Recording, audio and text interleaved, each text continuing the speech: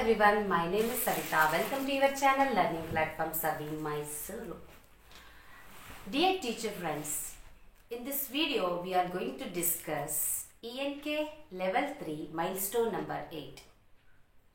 ಆತ್ಮೀಯ ಶಿಕ್ಷಕರೇ, ಇವತ್ತು ನಾವು ಈ ವಿಡಿಯೋದಲ್ಲಿ ಮೈಲ್ಸ್ಟೋನ್ ನಂಬರ್ 8 ಅಂದರೆ ಕೊನೆಯ ಮೈಲ್ಸ್ಟೋನ್ ಲೆವೆಲ್ 3 ಕ್ಲಾಸ್ 3 ನಲ್ಲಿ ಬರುವಂತಹ ಇಂಗ್ಲಿಷ್ನಲ್ಲಿ ಕಲಿನಲ್ಲಿ ಬರುವಂತಹ ಕೊನೆಯ ಮೈಲ್ಸ್ಟೋನ್ ನಂಬರ್ 8 ಬಗ್ಗೆ ಡಿಸ್ಕಸ್ ಮಾಡೋಣ.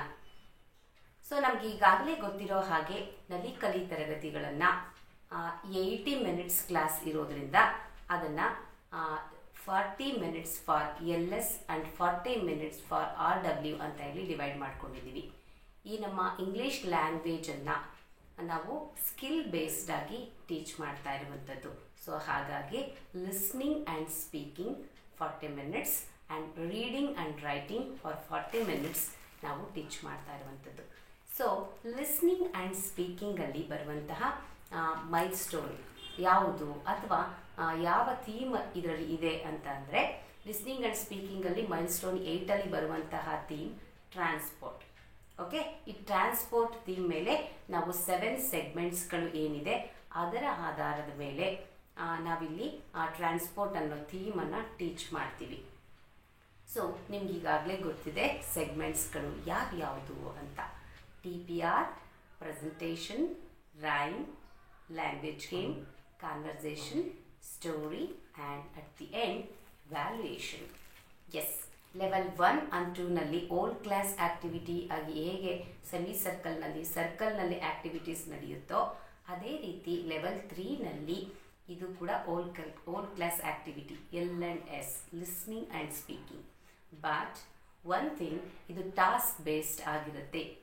ಪ್ರಾಜೆಕ್ಟ್ ರೂಪದಲ್ಲಿ ಅಥವಾ ಅಸೈನ್ಮೆಂಟ್ಸ್ ರೂಪದಲ್ಲಿ ನಾವು ಮಕ್ಕಳಿಗೆ ಆ್ಯಕ್ಟಿವಿಟೀಸನ್ನು ಕೊಡುವಂಥದ್ದು, ಲಿಸ್ನಿಂಗ್ ಆ್ಯಂಡ್ ಸ್ಪೀಕಿಂಗ್ ಆ್ಯಕ್ಟಿವಿಟೀಸನ್ನು ಕೊಡುವಂಥದ್ದು. ಸೊ ಈಗಾಗಲೇ ನಾನು ಬೇರೆ ವಿಡಿಯೋಗಳಲ್ಲಿ ನಿಮಗೆ ಇದನ್ನು ತಿಳಿಸ್ಕೊಟ್ಟಿದ್ದೀನಿ. ಸೊ ಅದೇ ರೀತಿ ಇದರಲ್ಲಿ ಯಾವ ಆ್ಯಕ್ಟಿವಿಟೀಸ್ ಬರುತ್ತೆ ಅಂತ ಹೇಳಿ ಪರಿಚಯವನ್ನು ಮಾಡಿಕೊಳ್ಳೋಣ. ಎಸ್, ಟ್ರಾನ್ಸ್ಪೋರ್ಟ್ ಇದು ಬರುವಂಥದ್ದು ಲಾಸ್ಟ್ ಮೈಲ್ಸ್ಟೋನ್ ಆಗಿರೋದ್ರಿಂದ ಪಾರ್ಟ್ 2 ಬುಕ್ನಲ್ಲಿ ನಮಗೆ ಲಾಸ್ಟ್ ಮೈಲ್ಸ್ಟೋನ್ ಇದೆ.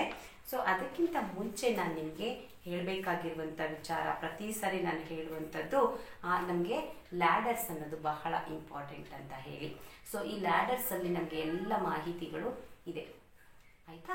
ಸೊ ಹಾಗಾಗಿ ಲಿಸ್ನಿಂಗ್ ಆ್ಯಂಡ್ ಸ್ಪೀಕಿಂಗ್ ಲ್ಯಾಡರ್ಸಲ್ಲಿ ಇದು ನೋಡಿ ಯಾವ ಕಾರ್ಡ್ಗಳ ಸಂಖ್ಯೆ ಅಂತ ಹೇಳಿದ್ರೆ, ಮೈಲ್ಸ್ಟೋನ್ 8 ಟ್ರಾನ್ಸ್ಪೋರ್ಟಲ್ಲಿ 48 ಕಾರ್ಡ್ ನಂಬರ್ 48ಇಂದ 55 ಅಪ್ ಟು 55ವರೆಗೂ ಈ ಕಾರ್ಡ್ಗಳ ಸಂಖ್ಯೆ ಯಾವುದು ಲಿಸ್ನಿಂಗ್ ಆ್ಯಂಡ್ ಸ್ಪೀಕಿಂಗಲ್ಲಿ ಬರುವಂತಹ ಕಾರ್ಡ್ಗಳು. ಒಟ್ಟು ಕಾರ್ಡ್ಗಳು ಎಷ್ಟು ಲಿಸ್ನಿಂಗ್ ಆ್ಯಂಡ್ ಸ್ಪೀಕಿಂಗಲ್ಲಿ ಲೆವೆಲ್ 3ನಲ್ಲಿ ಅಂತಂದರೆ 55. ಓಕೆ, ಬಟ್ ಇಲ್ಲಿ ಟ್ರಾನ್ಸ್ಪೋರ್ಟ್ ಸ್ಟಾರ್ಟ್ ಆಗುವಂಥದ್ದು 48 ಕಾರ್ಡ್ ನಂಬರ್ 48 ಇಲ್ಲ, ರೈಟ್. ಹಾಗೆಯೇ ರೀಡಿಂಗ್ ಆ್ಯಂಡ್ ರೈಟಿಂಗಲ್ಲಿ ಬರುವಂತಹ ಮೈಲ್ಸ್ಟೋನ್ ಯಾವುದಪ್ಪ ಅಂತಂದರೆ ಹೋಮೋನಿಮ್ಸ್ ಆ್ಯಂಡ್ ಹೋಮೋಫೋನ್ಸ್ ಅಂತ ಹೇಳಿ. ಈ ಕಾರ್ಡ್ಗಳ ಸಂಖ್ಯೆ 117ಇಂದ ಹಿಡಿದು 133. ಸೊ 133 ಕಾರ್ಡ್ಸ್, 5 ಕಾರ್ಡ್ಸ್ ಇದೆ. Okay, bar 5.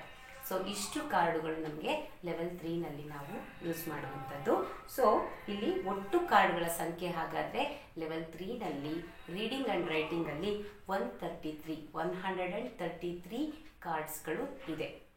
ಓಕೆ, ಸೊ ಇದಿಷ್ಟು ಮಾಹಿತಿ ಬೇಸಿಕ್ ಆಗಿ. ಸೊ ಹಾಗಾದರೆ ಲೆಟ್ಸ್ ಸಿ ಟ್ರಾನ್ಸ್ಪೋರ್ಟಲ್ಲಿ ಏನೇನು ಇದೆ. Milestone number 8 transport in part 2 book. Okay, so ಈ ಪಾರ್ಟ್ 2 ನೋಡಿ ಏನೇನು ಮಕ್ಕಳು ಕಲಿತಾರೆ ಅಂತಂದರೆ, objectives are: I will give directions to cross the road safely, speak a few sentences about the various means of transport, recite a rhyme with expression, follow instructions and play a language game, have a telephone conversation with ambulance service, narrate a story, read, understand and write new words and sentences using homonyms and homophones. Use a glossary to find the meaning of difficult words. Read a new story book. Yes. So ಇದಿಷ್ಟು objectives ಮಕ್ಕಳು fulfil ಮಾಡ್ತಾರೆ listening and ಸ್ಪೀಕಿಂಗಲ್ಲಿ. Then in reading and writing ಪಾರ್ಟಲ್ಲಿ ನಿಮಗೆಲ್ಲ ಗೊತ್ತೇ ಇದೆ, ಈಗಾಗಲೇ ನಾನು ಬೇರೆ ವಿಡಿಯೋಗಳಲ್ಲಿ ತಿಳಿಸ್ಕೊಟ್ಟಿರೋ ಹಾಗೆ ಈ ಒಂದು ಮೈಲ್ಸ್ಟೋನ್ 8 2 ಸೈಕಲ್ಸಲ್ಲಿ ನಡೆಯುತ್ತೆ. 2 cycles with 4 activities each. So ಹಾಗಾಗಿ ಆ ಫೋರ್ ಆ್ಯಕ್ಟಿವಿಟೀಸ್ ಯಾವುದಪ್ಪ ಅಂದರೆ read aloud, set of words ಇರುತ್ತೆ, ದೆನ್ ಸೆಂಟೆನ್ಸ್ ರೀಡಿಂಗ್. ಓಕೆ, ಯಾವ ವರ್ಡ್ಸನ್ನು ಸೆಟ್ ಮಾಡಿದ್ದಾರೆ ಆ ವರ್ಡ್ಸ್ ಇರುವಂಥ ಸೆಂಟೆನ್ಸ್ ಇರುತ್ತೆ. Then key sentence reading from the story. Yes, ಸ್ಟೋರಿಯಿಂದ ಕೀ ಸೆಂಟೆನ್ಸ್ನ ಕೊಟ್ಟಿರ್ತಾರೆ. ದೆನ್ ಸ್ಟೋರಿ ರೀಡಿಂಗ್ ಇರುತ್ತೆ. ಸೊ ಇದು ಒಂದು ಸೈಕಲ್. ಸೊ ಮೈಲ್ಸ್ಟೋನ್ 8ಅಲ್ಲಿ 2 ಸೈಕಲ್ಸ್ ಇದೆ ರೀಡಿಂಗ್ ಆ್ಯಂಡ್ ರೈಟಿಂಗಲ್ಲಿ ಅಂತ ಅನ್ನೋದಾದರೆ, ಫಸ್ಟ್ ಸೈಕಲಲ್ಲಿ ಹೋಮೋನಿಮ್ಸ್ಗಳನ್ನ ಕೊಟ್ಟಿರ್ತಾರೆ, ಸೆಟ್ ಆಫ್ ವರ್ಡ್ಸ್ ಹೋಮೋನಿಮ್ಸ್ ಇರುತ್ತೆ. ಸೆಕೆಂಡ್ ಸೈಕಲಲ್ಲಿ ಹೋಮೋಫೋನ್ಸ್ ಇರುತ್ತೆ. ಸೊ ಅದಕ್ಕೆ ರಿಲೇಟೆಡ್ ಆಗಿ ಇರೋ ಸೆಂಟೆನ್ಸ್ ಇರುತ್ತೆ. Then story sentences, then again story. First ಸೈಕಲಲ್ಲಿ ಲೆವೆಲ್ 2ನ ಸ್ಟೋರಿ ಇರುತ್ತೆ. ಸೆಕೆಂಡ್ ಸೈಕಲಲ್ಲಿ ಲೆವೆಲ್ 3ನ ಸ್ಟೋರಿ ಇರುತ್ತೆ. ದೆನ್ ಲೆಟಸ್ ಡೂ ಅದರಲ್ಲಿ ಇವ್ಯಾಲ್ಯೂಯೇಷನ್ ಪಾರ್ಟಲ್ಲಿ ಕಾಂಪೋಸಿಟ್ ಸ್ಟೋರಿ ಇರುತ್ತೆ. ಒಟ್ಟಿಗೆ 3 ತರಗತಿಯ ಸ್ಟೋರಿಯನ್ನು ಸೇರಿಸಿ ಲೆವೆಲ್ 1, 2 ಆ್ಯಂಡ್ 3 ಕ್ಲಾಸನ್ನು ಸ್ಟೋರೀಸ್ನ ಎಲ್ಲ ಸೇರಿಸಿ ಅಲ್ಲಿ ಕಂಪೋಸಿಟ್ ಸ್ಟೋರಿಯನ್ನು ಕೊಟ್ಟಿರ್ತಾರೆ. ಅದು ರೀಡಿಂಗ್ ಟೈಮ್ ಇವ್ಯಾಲ್ಯೂಯೇಷನ್ಗೆ ನಾವು ಅದು ಮಾಡುವಂಥದ್ದು. ಈಗಾಗಲೇ ನಾನು ಬೇರೆ ವಿಡಿಯೋಗಳಲ್ಲಿ ಮೈಲ್ಸ್ಟೋನ್ಗಳಲ್ಲಿ ಹೇಳಬೇಕಾದ್ರೆ ಅದನ್ನು ಎಕ್ಸ್ಪ್ಲೈನ್ ಮಾಡಿದ್ದೀನಿ. ಓಕೆ, ಸೊ ಗ್ಲಾಸರಿ ಯೂಸ್ ಮಾಡೋದು ಈ ನಮ್ಮ 3rd ಸ್ಟ್ಯಾಂಡರ್ಡ್ ಚಿಲ್ಡ್ರನ್ಗೆ ಕಾಮನ್. ಸೊ ಈ ಗ್ಲಾಸರಿಯನ್ನು ನಾನು ನಿಮಗೆ ಮೊದಲೇ ತಿಳಿಸಿರೋ ಹಾಗೆ ಪಾರ್ಟ್ 1 ಬುಕ್ಕಲ್ಲಿ ಲಾಸ್ಟಲ್ಲಿ ಗ್ಲಾಸರಿಯನ್ನು ಇದೆ. ಅದನ್ನು ಮಕ್ಕಳು ಯಾವ್ಯಾವ ವರ್ಡ್ಸು ಬ್ಲೂನಲ್ಲಿ ಕೊಟ್ಟಿದ್ದಾರೋ ನೋಡಿ, ಈ ರೀತಿ ಡಾರ್ಕ್ ಬ್ಲೂನಲ್ಲಿ ಕೊಟ್ಟಿರೋ ವರ್ಡ್ಸ್ಗಳನ್ನೆಲ್ಲ ನಮಗೆ ಗ್ಲಾಸರಿನಲ್ಲಿ ಕೊಟ್ಟಿರ್ತಾರೆ. ಮೀನಿಂಗು ಕನ್ನಡದಲ್ಲಿ ಮೀನಿಂಗ್ ಇದೆ. ಆ ವರ್ಡ್ಸ್ಗಳನ್ನು ಮಕ್ಕಳು ಏನು ಮಾಡಬೇಕು, ಆಗ ಬ್ಲೂನಲ್ಲಿ ಕೊಟ್ಟಿರೋ ವರ್ಡ್ಸ್ಗಳನ್ನು, ಬ್ಲೂ ಇಂಕಲ್ಲಿ ಕೊಟ್ಟಿರೋ ವರ್ಡ್ಸ್ಗಳನ್ನು ಸೊ ಮಕ್ಕಳೇನು ಮಾಡಬೇಕು, ಪ್ರಾಕ್ಟೀಸ್ ಮಾಡಬೇಕು. ಅದ್ರ ಗ್ಲಾಸರಿನ ಫಸ್ಟು ಸರ್ಚ್ ಮಾಡಬೇಕು. ಗ್ಲಾಸರಿಗೆ ಹೋಗಿ ಅದಾದಮೇಲೆ ಅದನ್ನು 5 ಟೈಮ್ಸು 4 ಲೈನ್ ಬುಕ್ಕಲ್ಲಿ ಅದನ್ನು ಪ್ರಾಕ್ಟೀಸ್ ಮಾಡಬೇಕು. ಸೊ ಇದು ಎವ್ರಿ ಮೈಲ್ಸ್ಟೋನಲ್ಲೂ ಕಾಮನ್ ವರ್ಕ್, ರೈಟ್? ಸೊ ನೋಡಿ, ಇಲ್ಲಿ ಗ್ರಾಮರ್ ಇದು ಟೀಚರ್ ಕಾಪಿ. ಸೊ ಇದೇ ಥರ ಮಕ್ಕಳ ಪಾರ್ಟ್ 1 ಬುಕ್ಕಲ್ಲಿ ಬ್ಯಾಕ್ ಸೈಡಲ್ಲಿರುತ್ತೆ. ಸೊ ಅದೇ ಸೇಮ್ ವರ್ಡ್ಸ್ ಇರುತ್ತೆ. ಅದನ್ನು ಮಕ್ಕಳು ಅಲ್ಲಿ ಉಪಯೋಗಿಸ್ಕೊಂಡು ಆ ಮೀನಿಂಗ್ಸನ್ನು ಸರ್ಚ್ ಮಾಡಬೇಕು, ರೈಟ್? ಸೊ ಫಸ್ಟ್ ನಾವು ಲಿಸ್ನಿಂಗ್ ಆ್ಯಂಡ್ ಸ್ಪೀಕಿಂಗಲ್ಲಿ ಬರುವಂತಹ ಆ್ಯಕ್ಟಿವಿಟೀಸ್ ಯಾವ್ಯಾವುದು ಅಂತ ನೋಡೋಣ. ಮೈಲ್ಸ್ಟೋನ್ 8ಅಲ್ಲಿ ಟ್ರಾನ್ಸ್ಪೋರ್ಟಲ್ಲಿ ಫಸ್ಟ್ ಬರೋದು TPR, total physical response. So ಅದರಲ್ಲಿ ಯಾವ್ಯಾವ ಕಮೆಂಟ್ಸನ್ನು ಕೊಟ್ಟಿದ್ದಾರೆ. So look to your right, look to your left, see if there is any vehicle coming, if yes wait for it to pass. ಈ ಥರ 8 ಕಮೆಂಟ್ಸನ್ನು ಇಲ್ಲಿ ಕೊಟ್ಟಿದ್ದಾರೆ. ಆ 8 ಕಮೆಂಟ್ಸನ್ನು ನಾವು ಈ ಹೋಲ್ ಮಂತ್ ನಾವು ಪ್ರೊಸೀಜರ್ ಏನು, ಸ್ಟೆಪ್ಸ್ ಏನು ಫಾಲೋ ಮಾಡಬೇಕು ಅಂತ ಹೇಳಿ ಕಾರ್ಡಲ್ಲೇ ಇದೆ. ಅದನ್ನು ಓದ್ಕೊಂಡು ನಾವು ಆರಾಮಾಗಿ ಮಾಡಿಸುವಂಥದ್ದು. ಸೊ ಇಲ್ಲಿ ಏನು ಇದು ವರ್ಕ್ ಮಾಡೋದಕ್ಕೆ ಕಾರ್ಡಲ್ಲಿ ಇನ್ಸ್ಟ್ರಕ್ಷನ್ಸ್ ಇದೆ. ಸೊ ಅದರ ಕಮೆಂಟ್ಸ್ಗಳು ಕೂಡ ನಮ್ಮಲ್ಲಿ ಇಲ್ಲಿ ವರ್ಕ್ ಬುಕ್ಕಲ್ಲೂ ಕೂಡ ಮಕ್ಕಳಿಗೆ ಇರುತ್ತೆ. ಸೊ ಈ ರೀತಿ ಇದೆ ನೋಡಿ, ಪೇಜ್ ನಂಬರ್ 97ಅಲ್ಲಿ ಸ್ಟಾರ್ಟ್ ಆಗುತ್ತೆ ಇದು. ಸೊ ಅಲ್ಲೂ ಕೂಡ ಕಮೆಂಟ್ಸ್ಗಳನ್ನ ಕೊಟ್ಟಿದ್ದಾರೆ. ಸೊ ಅಲ್ಲಿ ಏನು ಮಾಡಬೇಕು ಅಂತ ಹೇಳಿ ಕೂಡ ಇರುತ್ತೆ ಇನ್ಸ್ಟ್ರಕ್ಷನ್ಸ್. ಮಕ್ಕಳಿಗೆ ನಾವು ಇದನ್ನು ಡೆಮಾನ್ಸ್ಟ್ರೇಟ್ ಮಾಡಿ ದೆನ್ ಪ್ರಾಕ್ಟೀಸ್ಗೆ ಬಿಟ್ಟು ಅದಾದಮೇಲೆ ಪ್ರೆಸೆಂಟ್ ಮಾಡಲಿಕ್ಕೆ ನೋಡಿ, ನಾನು ಇದನ್ನು ಸ್ಟೆಪ್ಸ್ಗಳನ್ನ ನಿಮಗೆ ಇನ್ನೊಂದು ವಿಡಿಯೋದಲ್ಲಿ ಇದನ್ನು ಲಿಸ್ನಿಂಗ್ ಆ್ಯಂಡ್ ಸ್ಪೀಕಿಂಗಲ್ಲಿ ಎಲ್ಲ ಆ್ಯಕ್ಟಿವಿಟಿ ಯಾವ ಸ್ಟೆಪ್ಸಲ್ಲಿ ಹೋಗುತ್ತೆ ಅಂತ ಹೇಳಿ ನಾನು ವಿಡಿಯೋ ಮಾಡಿದ್ದೀನಿ. ಅದನ್ನು ಡಿಸ್ಕ್ರಿಪ್ಷನ್ ಬಾಕ್ಸಲ್ಲಿ ಹಾಕಿರ್ತೀನಿ.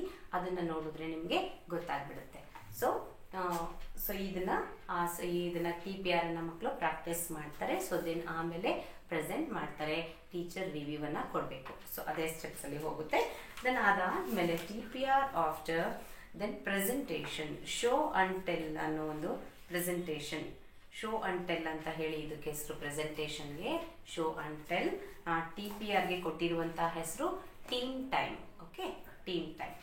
ಎಸ್, ಇದರಲ್ಲಿ ಯಾವ್ಯಾವ ಆ್ಯಕ್ಟಿವಿಟೀಸ್ ಬರುತ್ತೆ ಅನ್ನೋದನ್ನು ಇದೇನು ಆ್ಯಕ್ಟಿವಿಟೀಸ್ ಅಂದರೆ 15 ಫ್ಲ್ಯಾಶ್ ಕಾರ್ಡ್ಸನ್ನು ನಾವು ಟ್ರಾನ್ಸ್ಪೋರ್ಟ್ ಒಂದು ಇದರಲ್ಲಿ ಮೈಲ್ಸ್ಟೋನಲ್ಲಿ ಗ್ರೇಡ್ 1 ಆ್ಯಂಡ್ ಗ್ರೇಡ್ 2 ಇಂದ ತಗೋಬೇಕು.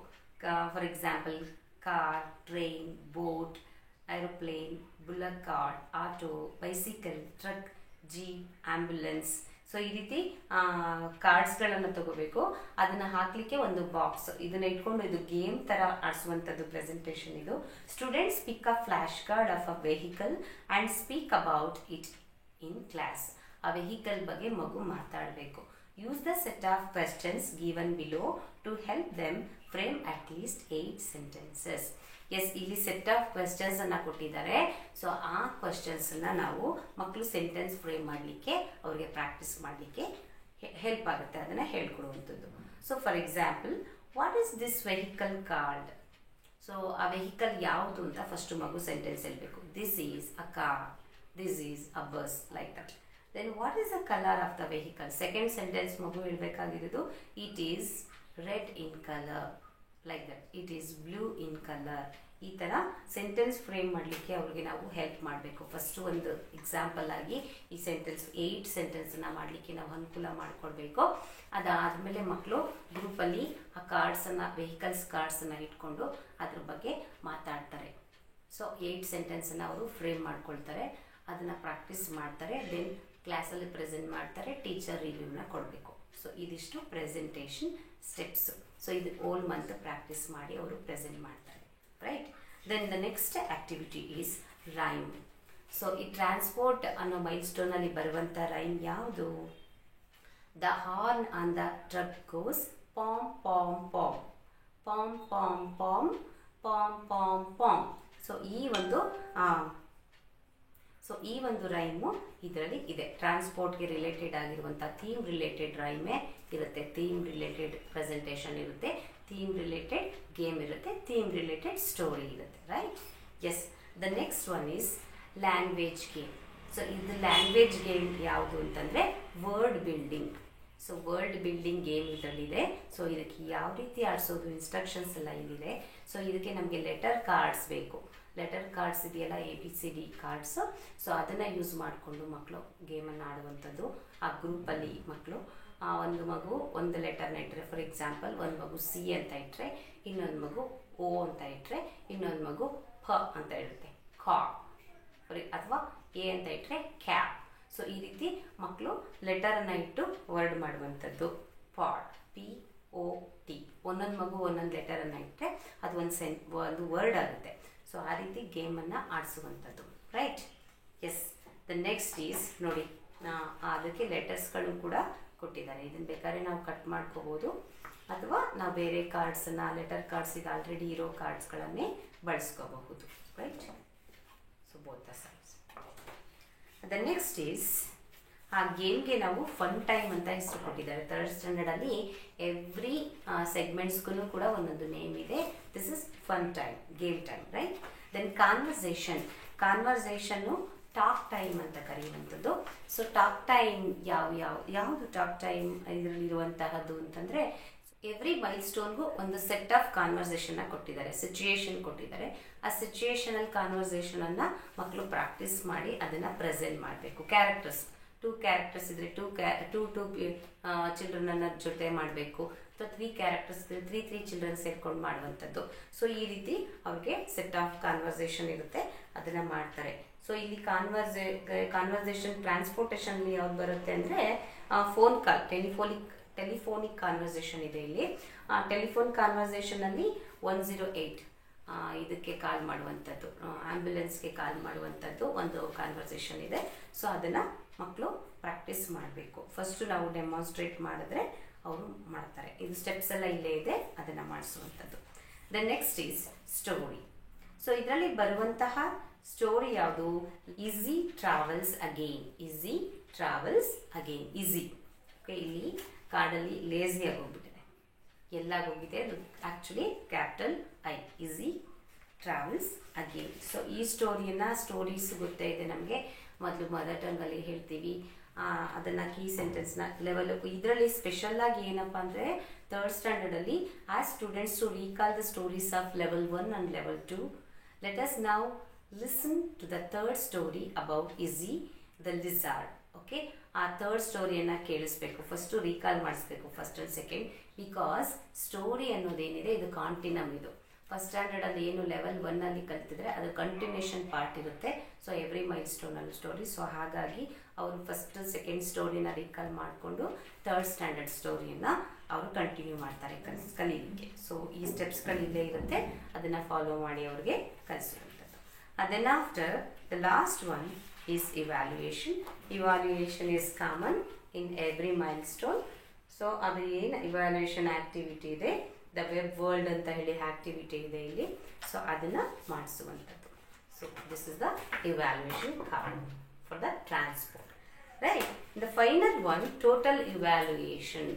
ಸೊ ಈಗ ನಮಗಿಲ್ಲಿ ಪೂರ್ತಿ ಎಲ್ಲ ಮೈಲ್ ಸ್ಟೋನ್ಗಳು ಕಂಪ್ಲೀಟ್ ಆಗೋದ್ರಿಂದ ಸೊ ಇದು ಟೋಟಲ್ ಇವ್ಯಾಲ್ಯೂಯೇಷನ್ ಒಂದು ಕಾರ್ಡ್ ಕೊಟ್ಟಿದ್ದಾರೆ.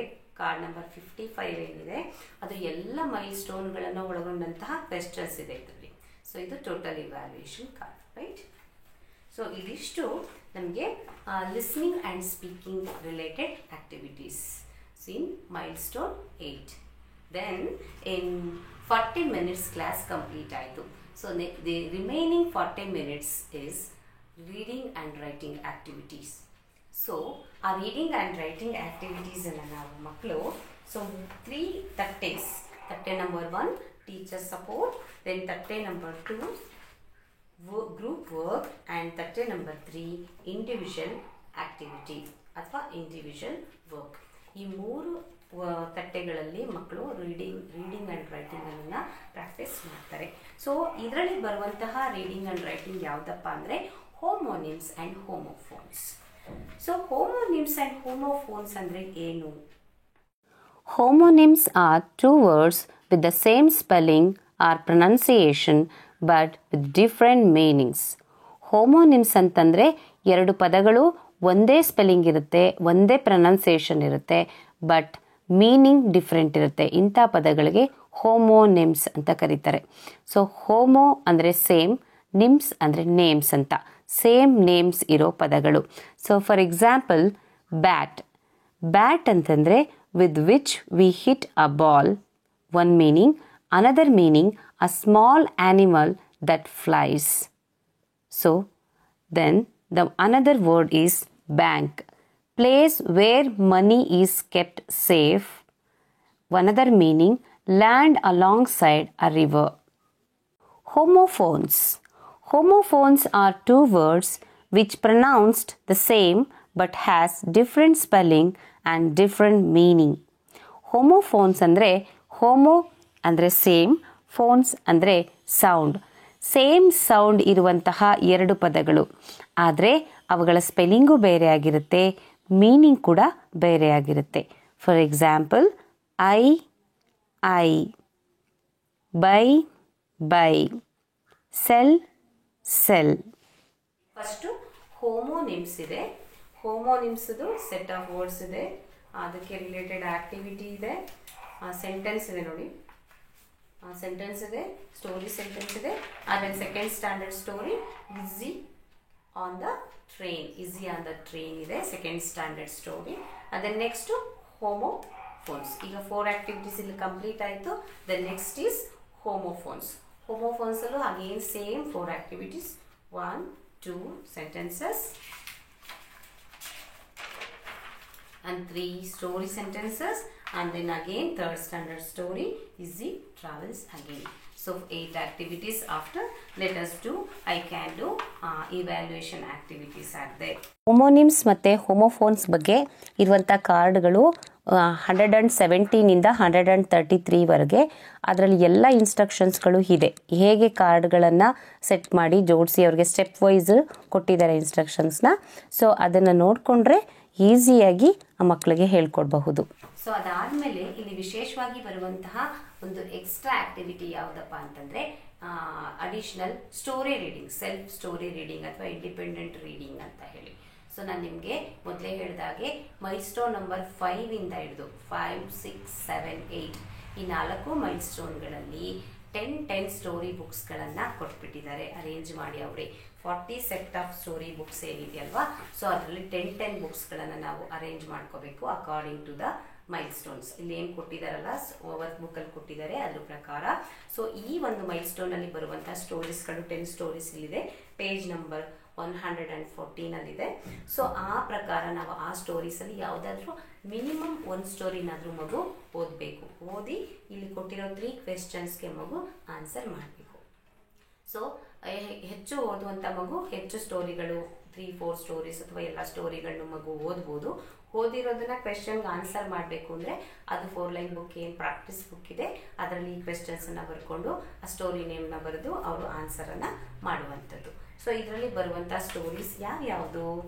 Subbanna the toy maker, the monkey dressed up, the foolish monkeys, the tale of the tail, Rabbit and his friends, Reshma, Sonu, Monu and the sparrows, Going to Gurukul, the dog and the dolphin, Why the hippo stays in the water.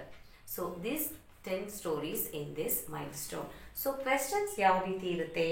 Write the name of the story you read. So ನೀನು ಓದಿದ story ಹೆಸರು ಬರೀಬೇಕು ಮಗು. Write the names of the characters in the story.